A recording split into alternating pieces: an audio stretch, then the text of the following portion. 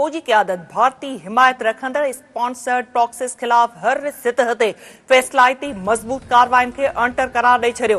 Field marshal Asim Munir जी सदारत हेठ corps commanders conference थी आहे। ISPR जो चवणु आहे त कोर कमांडर्स कॉन्फ्रेंस दौरान दहशतगर्द प्रॉक्सिस जे ख़ात्मे लाइ सिक्योरिटी फोर्सिस जी कार्रवाइन जो जाइज़ो वरितो वियो। ISPR जो चवणु आहे त कोर कमांडर्स कॉन्फ्रेंस दौरान दहशतगर्द प्रॉक्सिस जे ख़ात्मे लाइ सिक्योरिटी फोर्सिस जी कार्रवाइन जो जाइज़ो वरितो वियो। अवां खे अपडेट कयूं पिया अहम ख़बर जे हवाले सां। फौजी क़यादत भारती हिमायत रखंदड़ ऐं स्पॉन्सर्ड प्रॉक्सीज़ खिलाफ हर सतह ते फ़ैसिलाती मज़बूत कार्रवाइन खे अणटर करार ॾेई छॾियो आहे।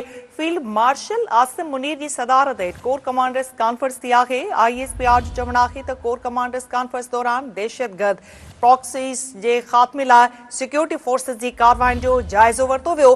आलमी सतह ते ताक़त जे इस्तेमाल जी वधंदड़ रुझान ते ॻणतीअ जो इज़हार कयो वियो। फौजी क़यादत जो चवणु आहे त भारती हिमायत रखंदड़ ऐं स्पॉन्सर्ड प्रॉक्सीज़ खिलाफ हर सतह ते फ़ैसिलाती मज़बूत कार्रवायूं अणटर आहिनि।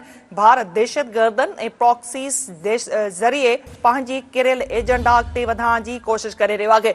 Army chief field marshal Asim Munir जो चवणु आहे त फ़ौजी छिकताइण में टीं धुर खे शामिल करणु भारत जे ब्लॉकनि जी सियासत खे हथी ॾियण जी बेबुनियाद कोशिश आहे।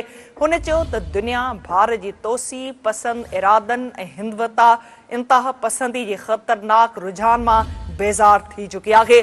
फौजी क़यादत भारती हिमायत रखंदड़ ऐं स्पॉन्सर्ड प्रॉक्सीज़ खिलाफ हर सतह ते फ़ैसिलाती मज़बूत कार्रवाइन खे अणटर करार ॾेई छॾियो आहे। फील्ड मार्शल आसिम मुनीर जी सदारत हेठ कोर कमांडर्स कॉन्फ्रेंस थी आहे। ISPR जो चवणु आहे त कोर कमांडर्स कॉन्फ्रेंस दौरान दहशतगर्द प्रॉक्सीज़ जे ख़ात्मे लाइ सिक्योरिटी फोर्सिस जी कार्रवाइन जो जाइज़ो वरितो वियो। आलमी सतह ते ताक़त जे इस्तेमाल जे वधंदड़ रुझान ते ॻणती जो इज़हार कयो वियो।